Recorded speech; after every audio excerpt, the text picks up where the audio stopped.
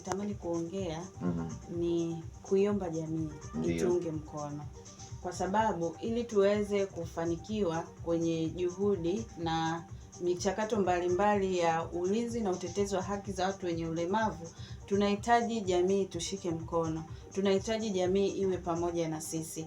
Tunahitaji jamii iwe mstari wa mbele kwenye kulinda na kutetea haki za watu wenye ulemavu. Lakini vile vile watu wenye ulemavu wenyewe waungane na sisi, wawe mstari wa mbele kwenye kulinda na kutetea haki zao wao wenyewe, kwa sababu wanasema mtu kiatu anachokivaa ndo anajua namna gani kinambana.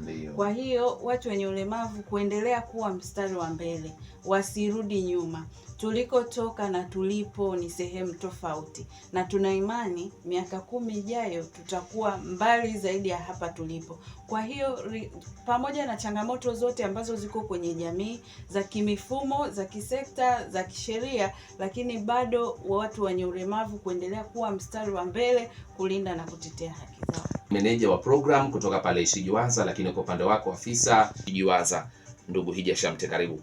Asante. Ambalo ni daraja baina ya watu wenye ulemavu, jumuiya za watu wenye ulemavu na wadau mbalimbali. Tunasema kwamba milango yetu Ishijiwaza ya mashirikiano imefunguliwa.